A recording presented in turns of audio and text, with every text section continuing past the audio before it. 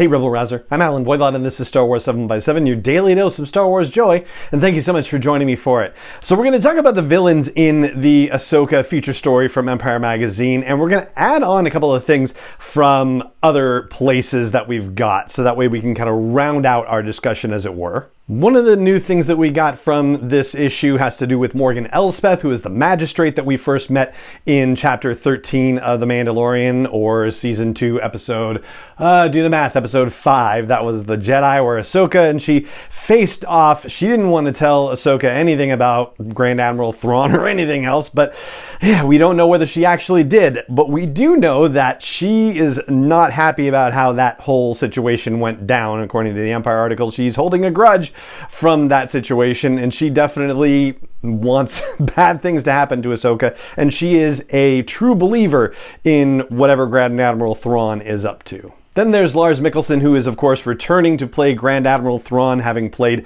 the character in Star Wars Rebels in animation. There was a big to-do a while ago about his voice and that he's changing the voice and whatnot, and reading the Empire article, the rationale sounds absolutely perfect. He says that the way he delivered it in animation was very melodious and that it doesn't really work as well in a live action situation, so he's kind of taking that down a notch. I think that's a really awesome way of thinking about things, at least just the way he's describing it, and I love the fact that he's deeply considering the way the delivery works when it's in animation versus when it's in live action. So I guess, time will tell when we hear his voice for the first time, but the fact that he's thinking about it so carefully, I think, is a really great thing. Then we have our dark side Force users, Baylan Skoll and Shin Hati. So Baylan Skoll, of course, played by the late Ray Stevenson, and we find out in the Empire article that he was a Jedi and that he became a mercenary after surviving Order 66.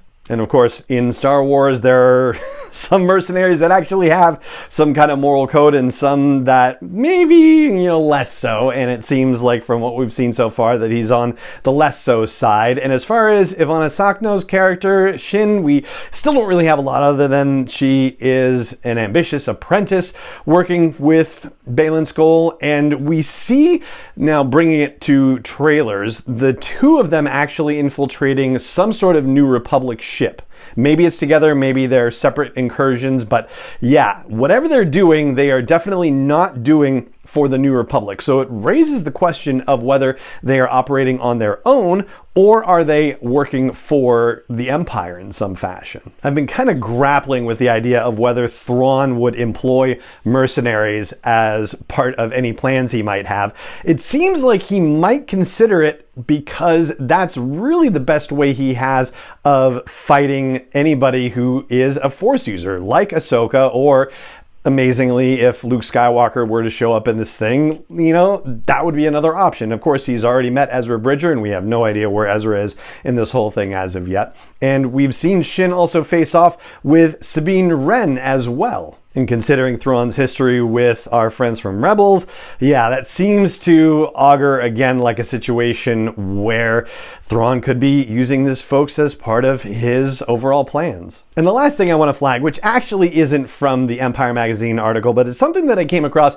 when I was, doing my Ahsoka research. There is a casting for a person who has been described as Thrawn's, quote, right-hand man, unquote, an actor by the name of Wes Chatham. And we know that can't be Captain Pelion because we've already seen Pelion in The Mandalorian Season 3. There's only one other person who, if you're a fan of Thrawn, that could possibly be, and that would be Eli Vanto. This, of course, hasn't been confirmed and not said anywhere, so yeah, who knows for sure, but I just want to put my marker down that that would be the very logical situation for Wes Chatham to play that particular character, and I think that would be a very cool situation too. And the last thing to note is the picture of the Inquisitor that we see in Empire Magazine. We still don't know who this particular Inquisitor is or why there's still an Inquisitor kicking around, since we are, of course, 6 years after the Battle of Endor. However, this picture indicates that we're going to see the Inquisitor more than once in the Ahsoka series, because the trailers showed Ahsoka facing off with this character in sort of an industrial type of environment. And so seeing this Inquisitor show up in a forest type environment And in some kind of battle pose, well, yeah, we don't necessarily know that he's going to be fighting Ahsoka there, but some kind of action is happening, and we're going to see this Inquisitor in more than one location. We know that much at least. And so that's what I've got for you to wrap up the coverage of Ahsoka as the feature story in the July 2023 issue of Empire Magazine, and that is going to do it for this episode of the podcast. It just remains for me to say thank you so much for joining me for it, as always, and may the Force be with you wherever in the world you may be.